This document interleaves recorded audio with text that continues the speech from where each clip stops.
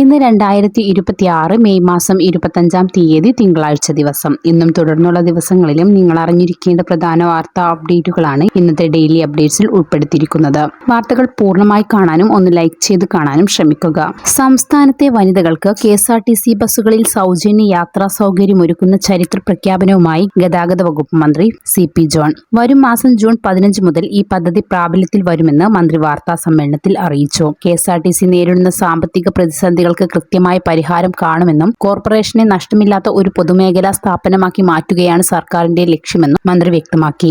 ദൈനംദിന ആവശ്യങ്ങൾക്കും തൊഴിലിടങ്ങളിലേക്കും പോകുന്ന സാധാരണക്കാരായ സ്ത്രീകൾക്ക് ഈ തീരുമാനം വലിയൊരു സാമ്പത്തിക ആശ്വാസമാകും. നിലവിൽ ഏതൊക്കെ കാറ്റഗറിയിലുള്ള സർവീസുകളാണ് സൗജന്യ യാത്ര അനുവദിക്കേണ്ടത് എന്നതിനെക്കുറിച്ചുള്ള ചർച്ചകൾ പുരോഗമിക്കുകയാണ്. ഈ പ്രഖ്യാപനം വെറും തിരഞ്ഞെടുപ്പ് വോട്ട് ലക്ഷ്യം വെച്ചുള്ളതല്ലെന്നും സ്ത്രീ ശാക്തീകരണത്തിനുള്ള സർക്കാരിന്റെ ഉറച്ച ചുവടുവയ്പ്പാണെന്നും മന്ത്രി കൂട്ടിച്ചേർത്തു. അടുത്തൊരു കാര്യം, സംസ്ഥാനത്ത് ബുധനാഴ്ച വരെ ശക്തമായ മഴ തുടരുമെന്നാണ് പ്രവചനം. ഇന്ന് പത്തനംതിട്ട, ആലപ്പുഴ, കോട്ടയം, ഇടുക്കി, എറണാകുളം, തൃശൂർ, മലപ്പുറം, കോഴിക്കോട്, വയനാട് ജില്ലകളിലും നാളെ തിരുവനന്തപുരം, കൊല്ലം, ആലപ്പുഴ ജില്ലകളിലും ബുധനാഴ്ച തിരുവനന്തപുരം, കൊല്ലം, പത്തനംതിട്ട, ആലപ്പുഴ, കോട്ടയം, എറണാകുളം ജില്ലകളിലും ഒറ്റപ്പെട്ട സ്ഥലങ്ങളിൽ ശക്തമായ മഴയാണ് കാലാവസ്ഥാ വകുപ്പ് കണക്കുകൂട്ടുന്നത്. മഴയ്ക്കൊപ്പം ഇടിമിന്നലിനും മണിക്കൂറിൽ 40 മുതൽ 50 കിലോമീറ്റർ വരെ വേഗതയിൽ വീശിയേക്കാവുന്ന ശക്തമായ കാറ്റിനും സാധ്യതയുണ്ടെന്ന് കേന്ദ്ര കാലാവസ്ഥാ വകുപ്പ് അറിയിച്ചിട്ടുണ്ട്.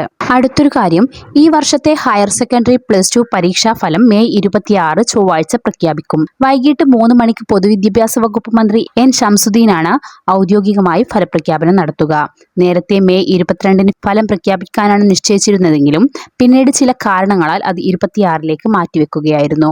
മന്ത്രിയുടെ ഔദ്യോഗിക പ്രഖ്യാപനത്തിന് ശേഷം വിദ്യാർത്ഥികൾക്ക് സർക്കാരിന്റെ ഔദ്യോഗിക വെബ്സൈറ്റുകളായ results.kerala.gov.in എന്ന വെബ്സൈറ്റിലും results.kite.kerala.gov.in എന്ന വെബ്സൈറ്റിലൂടെയും തങ്ങളുടെ ഫലം വേഗത്തിൽ പരിശോധിക്കാവുന്നതാണ്. പരീക്ഷാഫലം തടസ്സമില്ലാതെ ഒരേ സമയം ലക്ഷക്കണക്കിന് വിദ്യാർത്ഥികൾക്ക് ലഭ്യമാക്കുന്നതിനായി കൈറ്റ് വിപുലമായ സാങ്കേതിക സജ്ജീകരണങ്ങൾ വെബ്സൈറ്റുകളിൽ ഒരുക്കിയിട്ടുണ്ട്.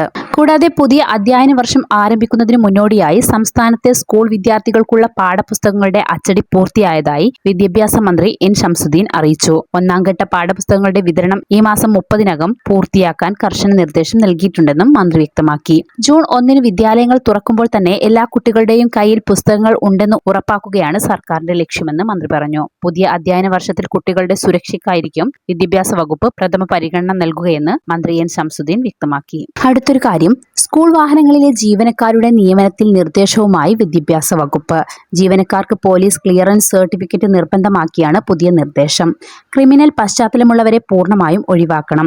നിർദ്ദേശം ലംഘിക്കുന്നവർക്കെതിരെ ശക്തമായ നടപടി സ്വീകരിക്കുമെന്നും വിദ്യാഭ്യാസ വകുപ്പ് മുന്നറിയിപ്പ് നൽകിയിട്ടുണ്ട്. മയക്കുമരുന്ന്, മദ്യപിച്ച് വാഹനമോടിക്കൽ, ഗുരുതര ട്രാഫിക് നിയമലംഘന കേസുകളിൽ ഉൾപ്പെട്ടവരെ നിയോഗിക്കരുതെന്നാണ് നിർദ്ദേശം. ഡ്രൈവർമാർക്ക് കുറഞ്ഞത് 10 വർഷത്തെ പ്രവൃത്തി പരിചയം എന്ന നിബന്ധന പാലിക്കുന്നുവെന്നും സ്കൂൾ അധികൃതർ ഉറപ്പുവരുത്തേണ്ടതുണ്ട്. സ്കൂൾ കുട്ടികളുമായി പോകുന്ന വാഹനങ്ങളുടെ ഫിറ്റ്നസ് 3 മാസത്തിലൊരിക്കൽ മോട്ടോർ വാഹന വകുപ്പ് പരിശോധനയ്ക്ക് വിധേയമാക്കേണ്ടതുണ്ട്.